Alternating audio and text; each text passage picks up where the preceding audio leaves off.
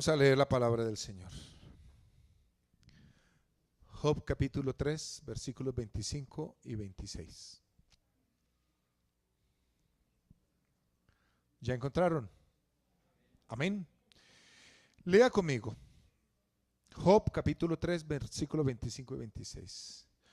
Porque el temor que me espantaba me ha venido y me ha acontecido lo que yo temía. No he tenido paz, no me aseguré, ni estuve reposado. No obstante, me vino turbación. Vamos a leer otra vez.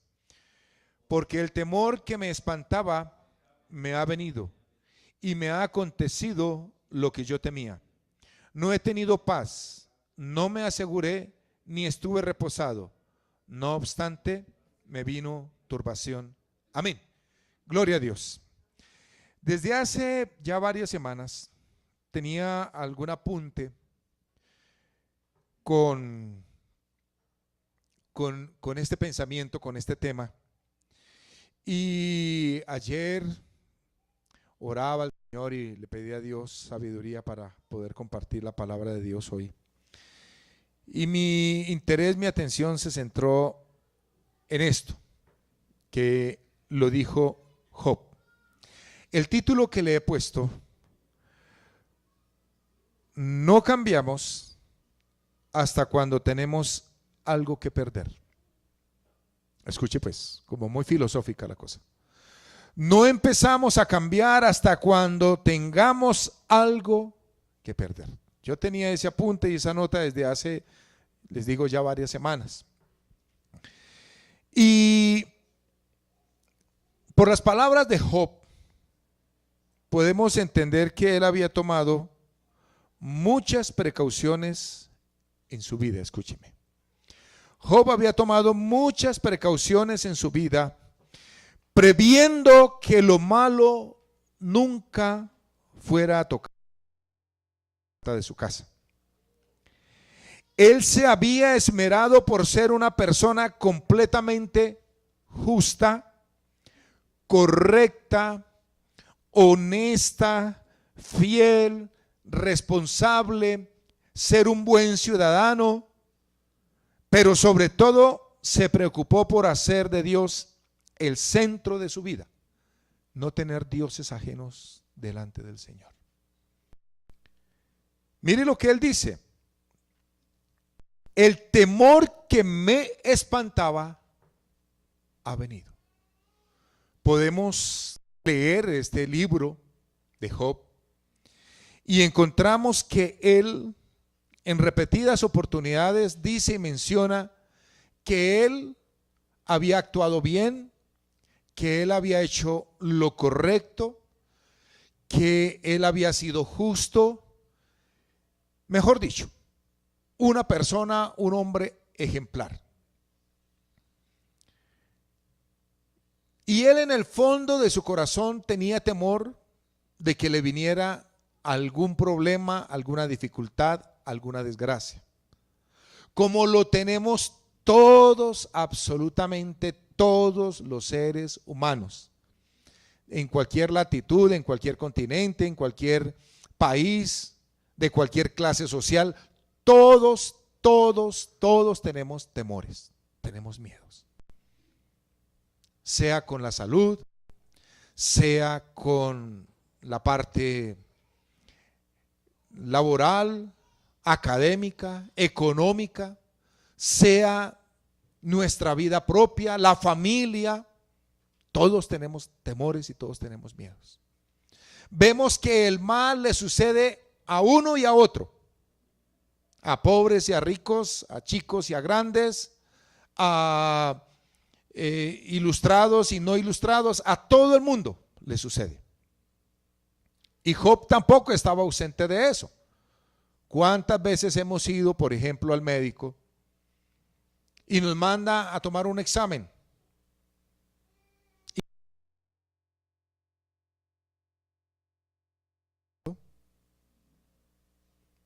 ¿Qué será lo que van a encontrar en el laboratorio, la prueba de sangre, el examen médico? ¿Qué será? Todos tenemos preocupaciones. Job no quería ver ninguna desgracia, ni que por su puerta llegara alguien con malas noticias, con noticias de catástrofes, de pérdidas, de invasiones, de saqueos o de muerte. Pero resulta, lamentablemente resulta que todas esas malas noticias llegaron una detrás de otra. Si usted lee el primer capítulo, el segundo capítulo del libro de Job,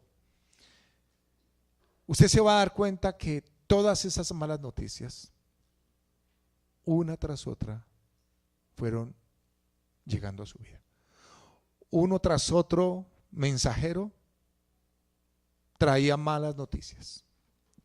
Y solo yo he escapado para decirte que tus hijos murieron, que hubo truenos, rayos, relámpagos, de todo, y todo se acabó. Y él quedó en la completa y absoluta miseria. Y como si fuera poco, recibió una enfermedad, una sarna maligna en su cuerpo. Dice que tomaba un pedazo de teja de barro y con ella se rascaba, era tanta la comezón. Todas las noticias llegaron una detrás de otra. El mal había llegado a su casa con todo su poder destructor. Él hubiera querido que todo eso fuera una pesadilla, pero triste y lamentablemente se dio cuenta de que no era así. Yo recientemente tuve algún par de pesadillas así como feas, malucas, y de pronto me desperté, el corazón agitadísimo, sudando, afanado, pero cuando abrí los ojos dije: gracias Señor, gracias Señor, que era una pesadilla y nada más. No así fue el caso de Job. A él sí le tocó vivirlas todas. Lo único que le quedó a Job fue, no quiero ser despectivo, pero lo único que le quedó fue su esposa, nada más.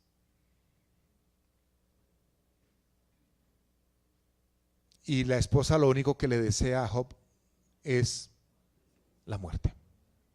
Maldice a Dios y muérete. ¿Por qué? Porque había una sentencia para el que maldijera a Dios. Tenía que morir apedreado. Seguramente la señora era la primera que tomaría la piedra para arrojársela. Hermanos, la verdad es que todos tenemos algo que perder. Todos tenemos algo que perder. Desde luego que todos tenemos una escala de valores diferente los unos de otros. Por ejemplo, para algunas personas es más importante la salud, ¿sí? Para algunas personas es más importante la salud. Ellos dicen: desde que yo esté bien, no hay problema. Desde que yo tenga vida, tenga salud, ¿de qué más me afano? ¿De qué más me preocupo?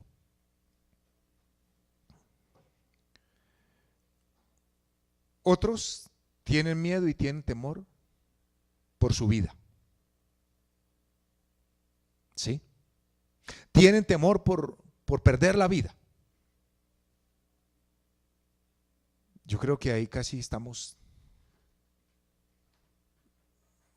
todos en ese temor. Otros tienen temor por la familia, perder su familia, perder su hogar. No quiere perder a su familia, aún a sabiendas de que sus hijos tendrán que irse un día, casarse, pero se niega a eso. no quiere perder a su hijita, a su hijito, no quiere salir de sus papás, de sus hermanos, quisiera llevárselos. Otros, por ejemplo, el trabajo es lo más importante.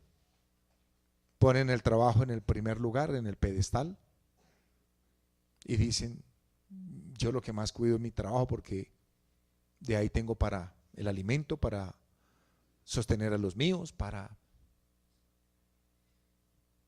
tener un lugar donde vivir, donde residir, etcétera. Otros, por ejemplo, el placer es lo más importante para ellos.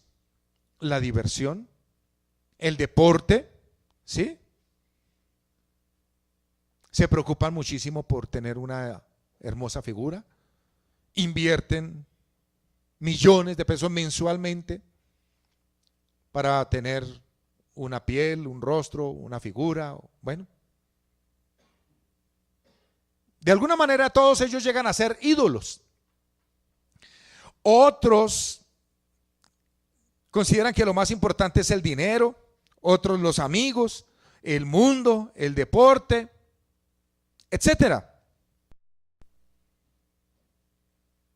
Hay personas que le tienen muchísimo miedo, pavor a enfermarse, ¿sí? No quieren verse enfermos y eso se cuidan de una y de otra cosa. No comen esto, no comen aquello, no hacen tal ejercicio, no hacen tal otra cosa. Cada uno tiene una escala de valores diferente. Cuando uno enferma de algo grave o pierde un ser querido o pierde lo material, entonces lo conlleva a uno ¿a qué? A una reflexión y dice, ¿en qué fallé? ¿Qué cosas no hice bien?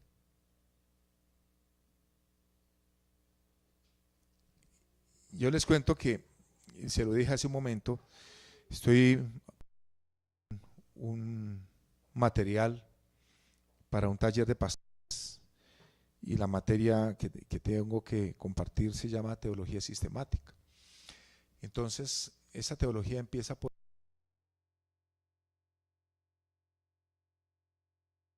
que el autor del libro es un gran filósofo, un cristiano impresionante. Él cita muchas veces el libro de Job, ¿no? Y a mí me sorprendió eso. Es un libro, no exagero, es de grueso como esta Biblia, son como 900 páginas, es así de grueso. Y él cita repetidas oportunidades a Job. Y yo me sorprendía, yo decía, ¿por qué? Y leía los textos, las citas. Y hermanos, si es que resulta, eso también, otro cristiano, expositor ya hace días, semanas, resulta que el dolor genera en nosotros un conocimiento de Dios impresionante. Ayer hablamos con el hermano Farid, con el hermano Gonzalo, y decíamos de que uno en 8 días, 15 días, un mes de prueba, de dificultad, de necesidad, de dolor, puede aprender más que en 5 años o 10 años. Eso es impresionante. Cómo el dolor nos acerca, nos hace intimidar con Dios, nos comunica con Dios, mejor dicho. Entonces yo digo, y perdónenme el sarcasmo, es mejor buscar a Dios, que sea nuestra pasión todo el tiempo, ¿sí? Y no que Dios tenga que traer dolor o tragedia o pérdida para que lo conozcamos. ¿Recuerdan ustedes las palabras de Job por allá en el capítulo 40? De oídas te había oído, mas ahora mis ojos te ven. ¿Cuándo? Después del dolor, después de la tragedia, después de la pérdida, es que él conoce más y mejor a Dios. Claro, hay personas que en el dolor, en la tragedia, se olvidan de Dios, le dan la espalda a Dios. Tenemos el caso del apóstol Pedro. Cuando vivió en su momento de prueba, tú estabas con Jesús, el Nazareno. Yo no. Y después lloró amargamente. Mis queridos hermanos, trata uno de buscar responsables, a alguien a quien echarle la culpa. Busca uno de esos responsables es afuera de uno, en la familia, en los padres, en la esposa, en los hijos. Busca uno de esos responsables en los demás. Pero yo creo que uno debe mirar hacia adentro primeramente y, Señor, ¿con qué propósito permites tú esto, Señor? ¿Para qué lo permites tú, Señor? ¿Qué quieres hablarme? ¿Qué quieres enseñarme? ¿Qué quieres que yo aprenda de ti?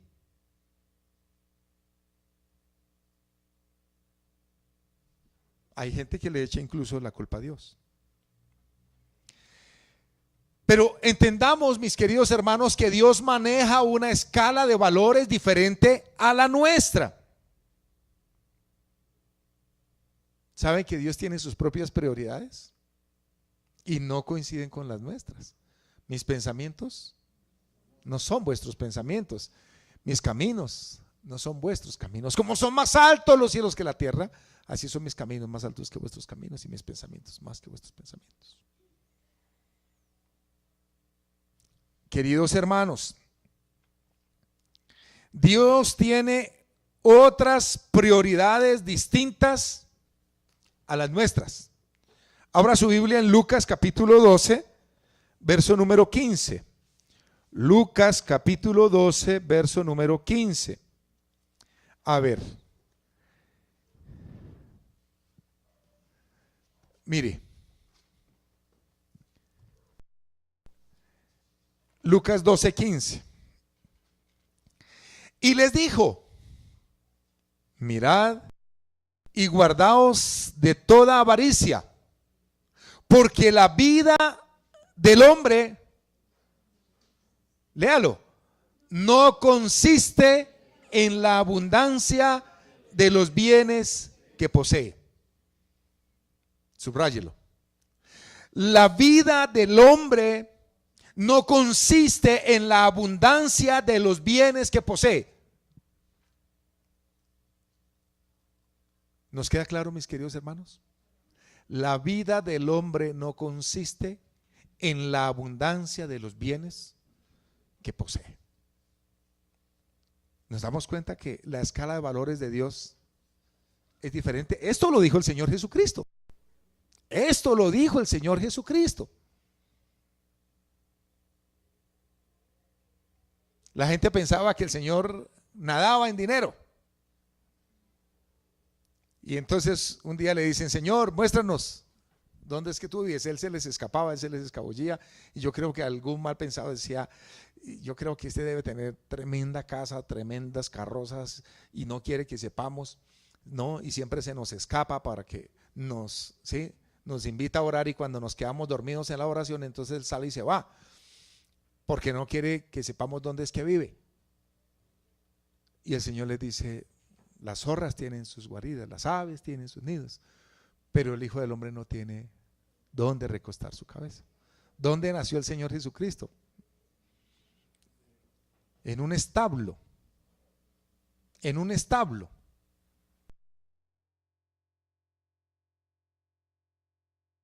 Hubo otro tan rico como nuestro Señor Jesucristo, ¿cierto?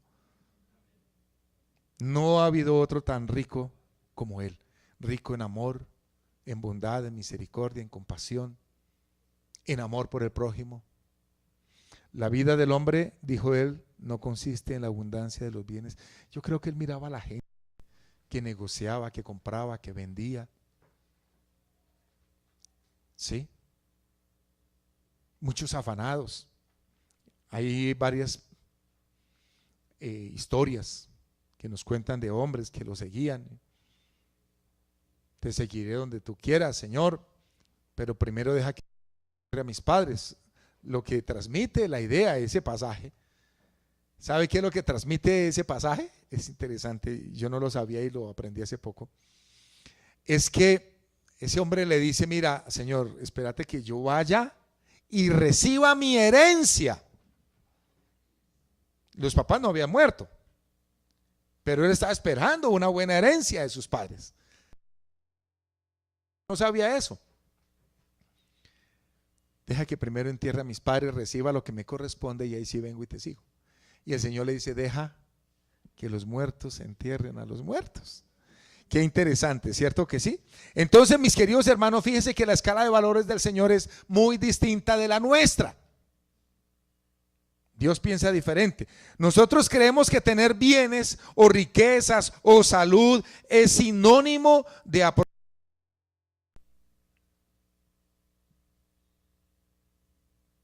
Nosotros creemos que porque un fulano tiene mucha plata, ¿cómo le va de bien? Y dice, Dios me bendice. Mire todo lo que Dios me ha dado. Pero debe preguntar uno, ¿cuál Dios? ¿El Dios de este siglo? ¿El diablo? El diablo le puede dar lo que quiera, dinero, lo que quiera, con tal de quedarse con el alma. ¿Qué quería el diablo del Señor Jesús? Su alma. Todo esto te daré si postrado me adorares. Entonces él no tiene reparos en darle dinero a una persona. Incluso a veces hasta en quitar el dinero para que la persona no.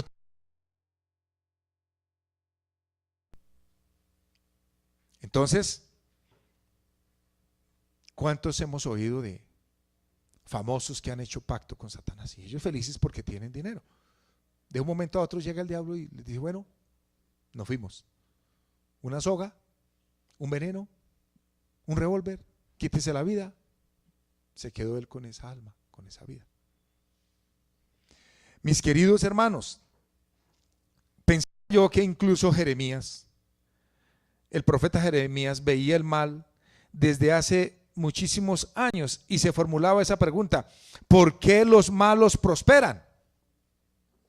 Jeremías capítulo número 12, verso 1 y 2. Esa aparente contradicción también está en el libro de los Salmos,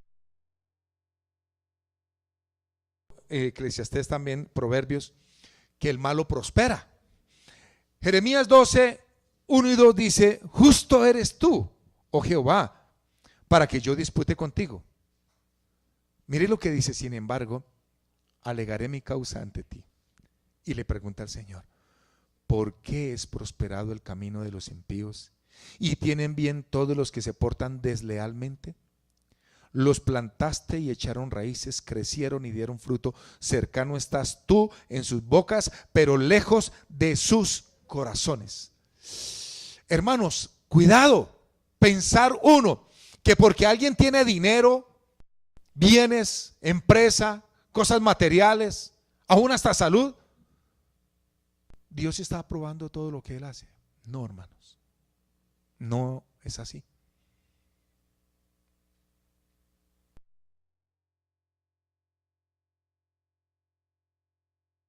Un familiar, tal vez el jefe,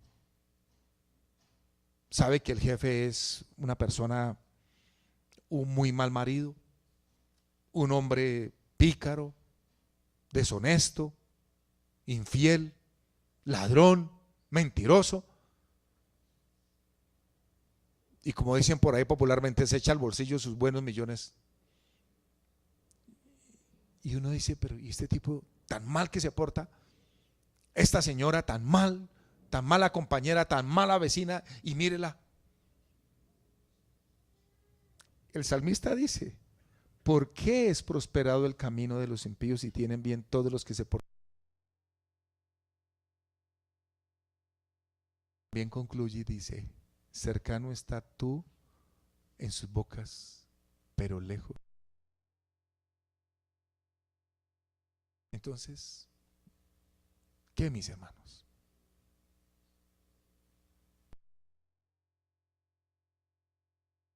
La vida del hombre no consiste en la cantidad de bienes que posee. Nos preparamos, nos alistamos, tomamos todas las precauciones, todas las medidas, que no nos vaya a llegar ningún mal, ninguna desgracia, ningún problema. pero llegan. Y lo peor, llegan uno detrás de otro. Me decía un amigo, me decía él, y es cierto, y eso es aguacero tras aguacero. Pero yo sé, hermanos, que si nosotros estamos con Cristo, nos mantenemos a flote, ¿cierto que sí? Hermanos, son las cosas que desde la perspectiva de uno, humana, nosotros no entendemos, pero nunca se le olvide que Dios tiene el control de todo. Amén. Regresando a Job, Job tenía mucho que perder: su salud, su familia, sus bienes materiales, su integridad, sus hijos, todo lo que él tenía.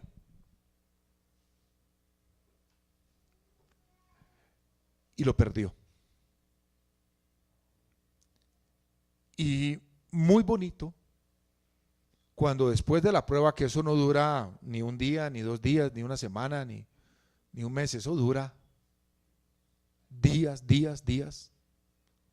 Hermanos, dice la palabra de una manera tan hermosa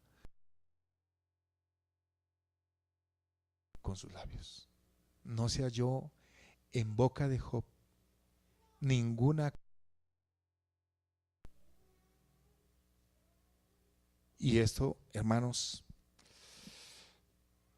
nos debe a nosotros alentar a mantenernos siempre firmes en Dios. En la pérdida, lo dije hace un momento, en el dolor, en la tragedia, crecemos, maduramos, ¿sí?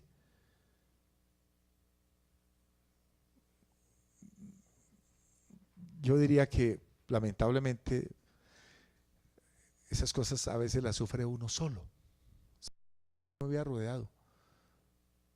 Pero cuántas lágrimas hemos derramado solos, aún allá en la presencia de Dios.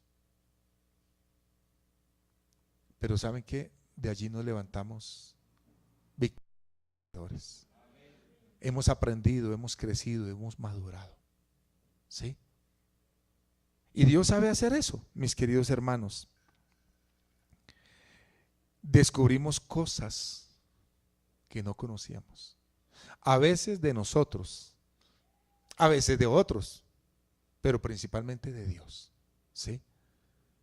Cómo Dios es fiel en la prueba, en el dolor, en la pérdida, en la ausencia, en la escasez. ¿Sí? Lecciones a nuestra vida. Y tenemos que aprender a decir: Señor, gracias.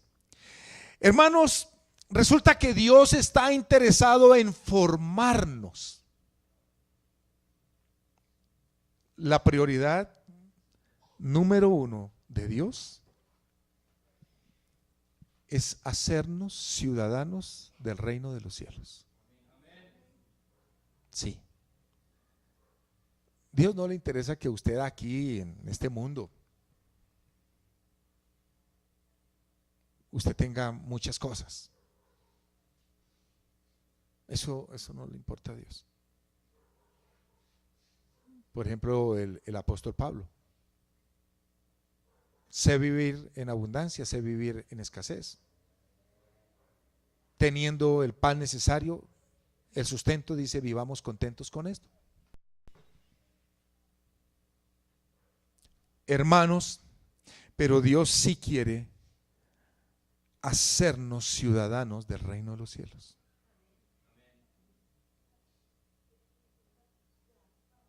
Mire, voy a poner esta ilustración.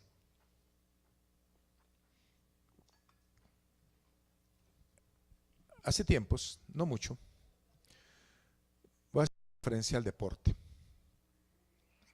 Resulta que y lo digo porque a mí me gusta mirar el deporte, un equipo de baloncesto, durante todos los partidos del campeonato, no las finales, sino del campeonato, fue el número 1. Escuche. De partidos, creo que jugaron 85, 86 partidos, perdió 5. Ganó 80. Eso estableció un récord, una marca impresionante, imagínense ustedes.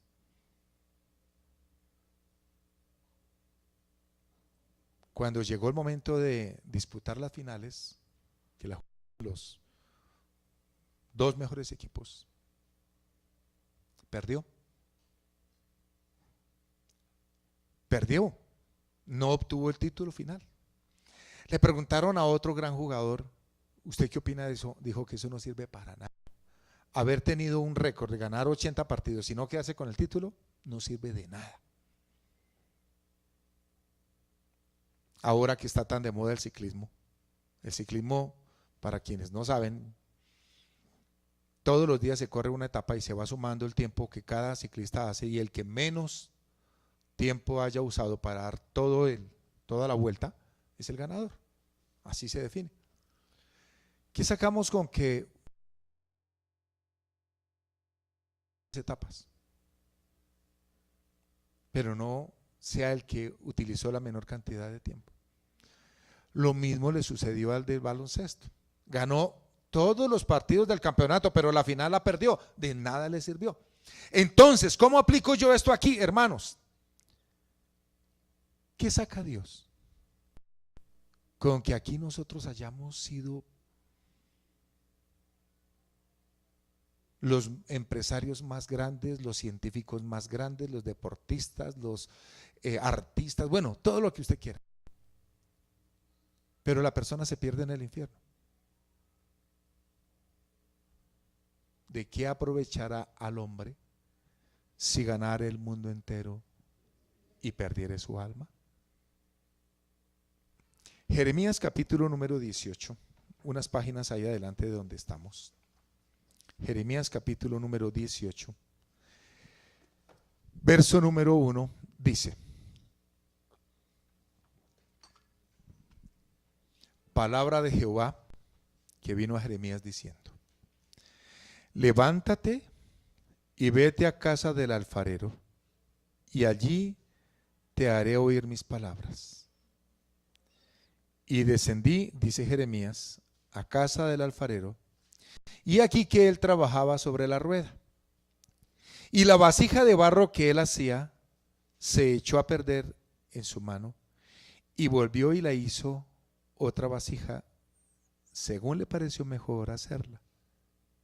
Entonces vino a Jeremías palabra de Jehová diciendo: no podré yo hacer de vosotros como este alfarero, oh casa de Israel, dice Jehová. He aquí que como el barro en la mano del alfarero, ¿qué dice? Así sois vosotros en mi mano, oh casa de Israel. Qué tremendo, ¿verdad? Pregunta el Señor: como el barro en la mano del alfarero, así sois vosotros en mi mano, oh casa de Israel. Y es tan descriptivo este pasaje que uno puede imaginarse allá al alfarero. Él está trabajando allá en la rueda. Había un sistema. Yo vi una vez un documental de cómo trabajaban el barro sin medios mecánicos, movidos por algún combustible, por electricidad, que no había en ese entonces, sino todo era manual o a pedal o cosas de esas. Y él daba pedal y daba la vuelta a la ruedita, y puso la greda, puso el barro y empezaba a hacer con sus manos, y le daba una forma, pero no le gustaba lo que iba saliendo. Entonces llegaba y volvía otra vez, ¿sí? Cuando por el tacto descubría que había alguna piedrecilla o algo, alguna impureza dentro de el barro, entonces reventar, ¿no? Eso puede, cuando lo están cocinando, puede reventar la vasija cuando lo están cociendo. Entonces se queda Jeremías, él entra, él lo ve allá al alfarero, el barro, y le habla a Dios a Jeremías y le dice: no puedo yo hacer eso. Mira cómo el alfarero toma el barro, hace una vasija, pero no le parece, no le gusta, la deshace y vuelve y hace otra. Dios está interesado en formarnos, hermanos. Dios está trabajando todos los días en formarnos a nosotros. Lo que pasa es que no hemos avanzado porque no hemos querido aprender esa lección. Cuando aprendamos esa lección, ¿estamos listos? A la próxima. Cuando ya el niño sabe más 2 manzanas son 4 manzanas y así sucesivamente, ya pasa a las tablas de multiplicar. Y entonces cuando ya sabe las tablas, entonces ya no se va ni va a sumar con manzanas. Dios lo va llevando, ¿cierto? Cuando ya el niño aprende las vocales, entonces forma palabras. Ya cuando aprende las consonantes, entonces ya formando oraciones.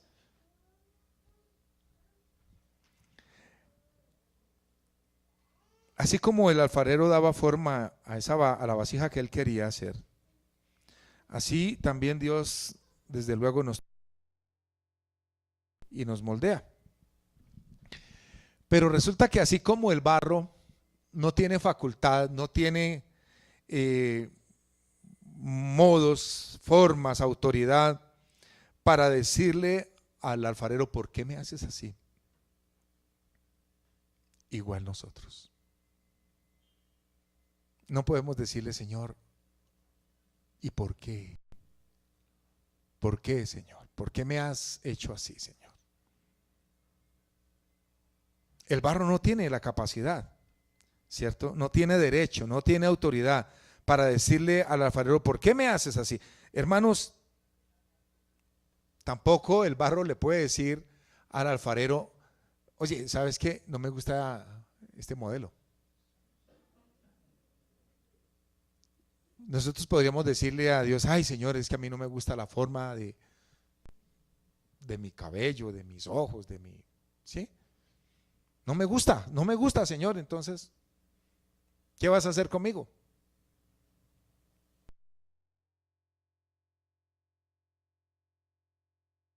Señor, vivir aquí en este país, en esta ciudad, Señor.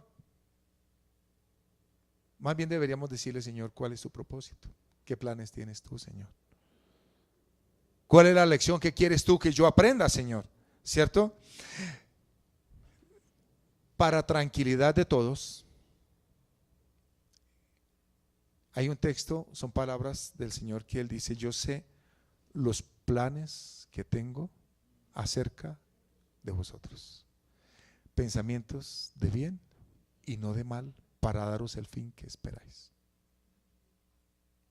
Descansa, entonces, diga, Señor, descanso en ti. Yo he tenido que decirle al Señor, Dios, estoy en una situación difícil, Señor, no sé qué hacer, pero descanso en ti porque tú eres soberano, Dios. Tú eres soberano, tienes control de todas las cosas, Señor. Yo he derramado muchas lágrimas por diferentes cosas. Y termino diciéndole, Señor, tú eres soberano, tú sabes por qué lo permites. Gracias, Señor, por eso. Descanso en ti. Hermanos, yo pensaba, el alfarero coge el barro y empieza a darle la forma, ¿cierto? Empieza a moldearlo, le mete la mano, eso es bien bonito. Usted puede conseguir esos videos allá en internet. Entonces, perdón, usted puede conseguir esos videos. Entonces el alfarero llega y hace la vasija, todavía no la ha metido allá al horno, que eso es otro proceso bien interesante, ¿no? Pero él ve la vasija y dice, no me gustó. Y vuelve otra vez, ¿cierto? Como cuando trabaja uno la plastilina o la greda, ¿cierto? Entonces el alfarero dice, voy a hacerla mejor, más ancha, la barriga más, ¿cierto? Más larga, bueno. Resulta, mis queridos hermanos, que Dios no tiene otras alternativas con nosotros. Dios no tiene plan B. A Dios no se le echa a perder una vasija.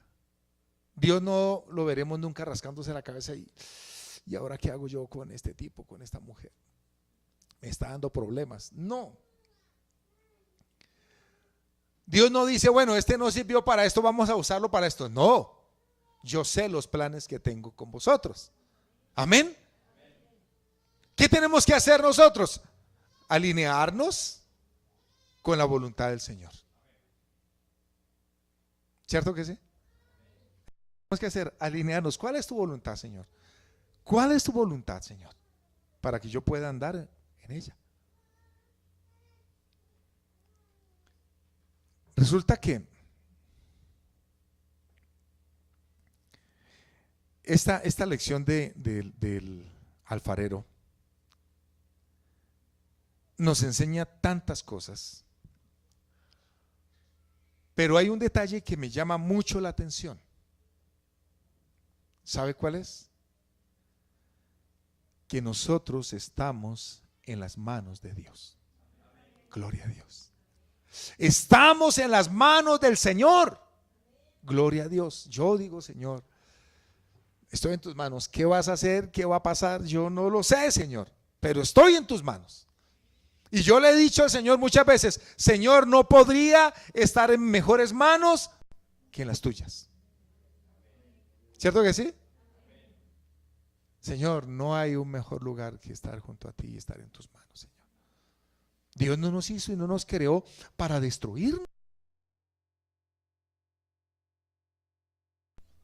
Dios quiere hacer cosas lindas y hermosas con todos y con cada uno de nosotros.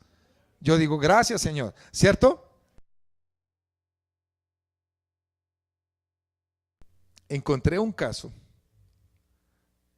que es un claro ejemplo de cómo la adversidad o el peligro nos puede hacer cambiar y cómo lo mejor es rendirnos ante la presencia de Dios y entregarnos por completo a Él.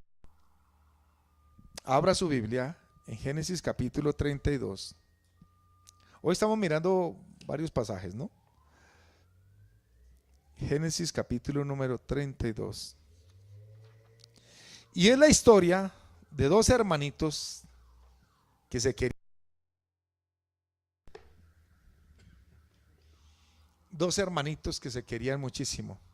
Yo creo que Jacob, Esaú tenían serios problemas, pero yo creo que sus padres, ¿cómo se llamaban los papás de Jacob y Esaú? Isaac y Rebeca, ¿cierto? 32. Y entonces yo creo que verlos cómo se peleaban y reñían entre sí, ellos no les gustaba a uno. Y resulta que, como muchos saben la historia y casi todos la sabemos, se hizo pasar, se aprovechó de la ceguera de su padre con la complicidad de su madre, se hizo pasar por el mayor y obtuvo la bendición de una manera ilícita. Entonces Esaú hizo un juramento y dijo, llegarán los días de la muerte de mi padre y me vengaré de mi hermano y lo mataré. Y eso en esa cultura no eran palabras, no eran amenazas, sino 32:6 dice: y los mensajeros volvieron a Jacob diciendo, vinimos a tu hermano Esaú y él también viene a recibirte y 400 hombres con él. Entonces Jacob tuvo gran temor y se angustió y distribuyó el pueblo, o sea, su familia, que tenía consigo, y las ovejas y las vacas y los camellos en dos campamentos, y dijo, si viene Esaú contra un campamento y lo ataca, el otro campamento escapará. Y dijo Jacob, Dios de mi padre Abraham y Dios de mi padre Isaac, Jehová, que me dijiste, vuélvete a tu tierra y a tu parentela, y yo te haré bien. menor soy que todas las misericordias y que toda la verdad que has usado con tu siervo, pues con mi cayado pasé este Jordán y ahora estoy sobre 2 campamentos. Líbrame ahora de la mano de mi hermano, de la mano de Esaú, porque le temo. No venga acaso y me hiera la madre.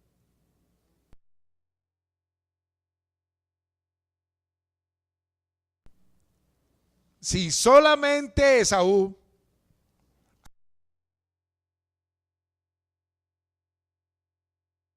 que venía armado con 400 hombres. Y yo me hacía la pregunta, ¿a qué se dedicarían estos tremendos? A andar por ahí de un lado para el otro, llegaron a un lugar, encontraron una vaquita, encontraron algo y venga para acá y matémosla y hagamos un asadito y comamos y vamos y asaltamos y bueno. Mis queridos hermanos, cuando le cuentan a Jacob que viene Esaú, ese versículo es impresionante, ¿no? Dice el 7 que tuvo gran temor y se angustió. Tuvo temor, tuvo miedo, tuvo pánico, ¿cierto? Pero ¿qué hace Jacob? ¿Qué hizo Jacob? ¿Aló? ¿Lo leyeron? ¿Qué hizo Jacob? Clamó al Señor. ¿Sí? ¿Lo leyeron? Líbrame ahora de la mano, versículo 11, de la mano de mi hermano, de la mano de Saúl, porque le temo. Hermanos queridos, ya Jacob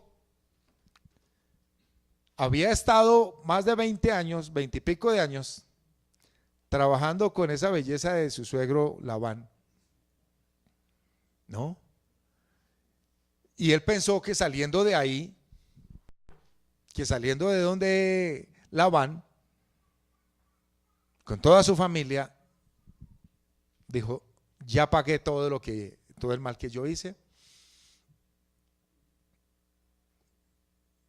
Ahora me voy para mi casita, me voy a formar mi hogar, mi propio terruño. Cuando le dicen, les llegan con las noticias. Ojo que ahí viene Esaú. Y viene con 400. Y el hombre se asustó. Pero él clamó al Señor. Pero él se puso delante de Dios. Usted puede leer el resto del capítulo 32 allá en su casa. Perdón. Puede leerlo allá en su casa y se va a dar cuenta que Jacob lucha con Dios y obtiene la bendición. Yo recuerdo, no sé si lo he contado, yo creo que sí lo conté y tal vez recientemente. Cuando, sí lo conté hace poco. Cuando Angelita nació, nuestra ingeniera, ¿no?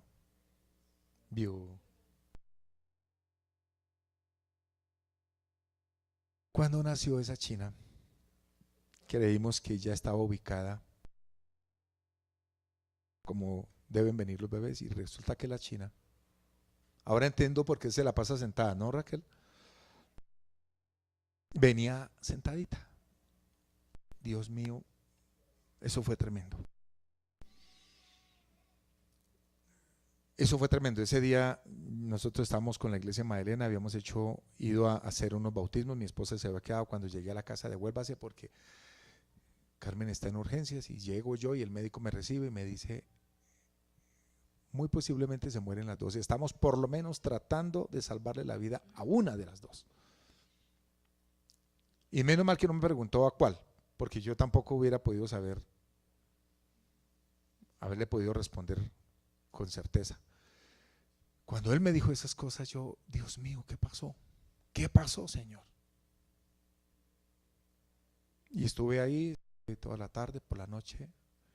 Cuando llegué a la casa, me encerré con Dios, rostro en tierra, y empecé a orar y a clamar.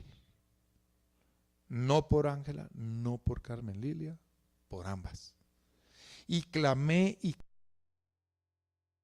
le rogué y le supliqué al Señor. Cuando allá en mi corazón sentí la victoria. Bueno, me fui a dormir, al otro día tenía que ir a la iglesia a predicar, pasé.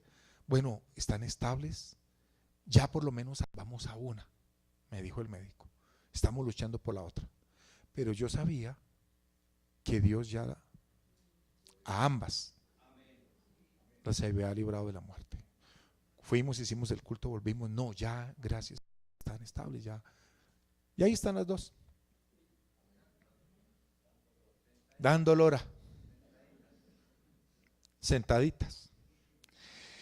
Hermanos, yo no voy a decir que fui el único que oré, porque yo llamé a mi familia y ayúdenos a orar. Pero dimos la batalla, peleamos, luchamos y Dios nos dio. Entonces no nos lamentemos, no nos entristezcamos. Y yo les puedo mi vida, no con ellas dos, con otras. Estas paredes aquí son testigos. Yo he venido, me he encerrado con Dios y he clamado y rogado, y Dios en su santa misericordia ha dado la victoria. Primero allá arriba en los cielos, en su presencia. Después ya eso aquí anda solo. Cualquiera la situación que sea. Eso hizo Jacob. Y el resumen de lo que sucedió, ya voy a terminar, está en el capítulo 33, el versículo 4. Mire cómo Dios obra. Después que Esaú viene dispuesto a matar y comer del muerto, capítulo 33, verso 4. Pero Esaú corrió a su encuentro y le abrazó y se echó sobre su cuello y le besó y lloraron. Qué hermoso, ¿verdad? Mire cómo obra Dios, hermanos. ¿Cómo obra Dios? ¿De qué manera tan hermosa, hermanos?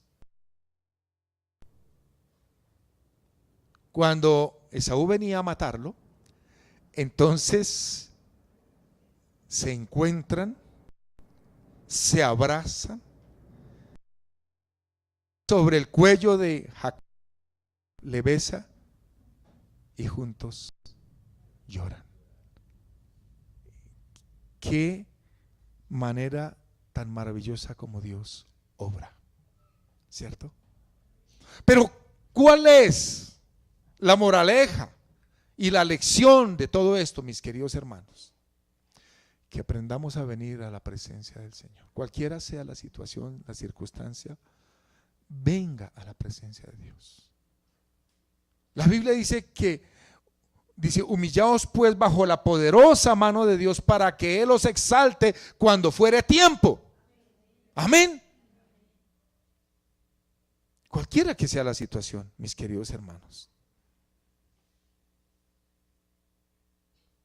Cuando Jacob se dio cuenta que estaba a punto de perderlo todo, entonces fue cuando tomó la mejor decisión. Ya no huyó más, ya no corrió más, sino que decidió entregarle todo al Señor. Se humilló ante Él y Dios no permitió que le pasara nada malo. Dios puede cambiar la peor y la más terrible de las circunstancias. Maravilloso. Dios es especialista en cambiar todo en un momento, sin ayudas de ninguna clase. Bendito sea el nombre del Señor. Nunca jamás ha algo imposible para Dios. Sí, al hombre le va mal cuando le da la espalda a Dios, cuando se apoya en sí mismo. Jacob se apoyó en sus propias trampas, en sus triquiñuelas, en sus artimañas, en sus propias capacidades. Le fue mal cuando él se olvidó de Dios. Pero hermanos, se humilla delante de Dios y Dios lo levanta en victoria. Para terminar, el caso de Job fue distinto. ¿Por qué? Job pasó por una prueba. No obstante, Job nos da una lección que significa confiar y esperar en Dios. ¿Sí? Dios trabaja en nuestro carácter, en nuestra paciencia, en nuestra fe, nos fortalece. Dios fortalece nuestra relación con Él. Dios permite que pasemos por ciertas situaciones para que también podamos, ¿sabe qué, hermanos? Incluso ayudar a otros. Y ese fue el caso de nuestro Señor Jesucristo. Dice que por cuanto Él mismo padeció, es poderoso para socorrer a los que son tentados, a los que son probados. Mire que el mismo Señor Jesucristo sufrió y padeció. Pero ¿sabe para qué? Para socorrernos a nosotros, para ayudarnos a nosotros. Hermanos, ¿de qué sirve ganar el mundo entero y perder a Cristo? ¿Perder la salvación? Cuando estamos en situaciones adversas, podemos desesperarnos, angustiarnos, correr para un lado, para otro como locos, o podemos detenernos, doblar nuestras rodillas, llegar ante la presencia del Señor, humillarnos y rogarle a Él que nos ayude y que nos levante. Hay un cántico que surgió de una adversidad. Ana, la mamá de Samuel, dijo: Él levanta del polvo al pobre y exalta del muladar al menesteroso para hacerle sentar con príncipes y heredar un sitio de honor. Negar la fe, abandonar la fe, salirse del cuerpo de Cristo, no nos ayuda. No nos ayuda. Pero venir ante su presencia y postrarnos ante Él nos levantará en victoria. Póngase de pie y oramos. Padre, Padre, Padre bueno, Padre maravilloso. Rey, Rey, Rey, venimos ante ti. ¿Cuántas veces hemos estado en pruebas, en dificultades? Pero bendito y alabado sea tu nombre, porque aquí estamos, Señor. Y aquí queremos continuar y seguir y marchar y caminar contigo todos los días de nuestra vida, Señor. Es lo que queremos, Señor. Si vienen pruebas, dificultades, enfermedad, si viene escasez, si viene pérdida, si viene soledad, lo que venga, Señor, queremos permanecer tomados de tu mano, Señor. Llévanos en tus brazos, Jesús. Llévanos en tus brazos, Señor. Señor mío, Dios mío, Jesús, te adoramos, te damos gracias, porque en la adversidad, en la dificultad, en la enfermedad, en el problema, te conocemos, te amamos, nos conocemos, sabemos lo que hay en nosotros. Señor, nunca falte, Dios. Oh Rey amado Jesús. Oh Señor Dios Todopoderoso, Cristo, Cristo, Cristo bendito, Cristo maravilloso.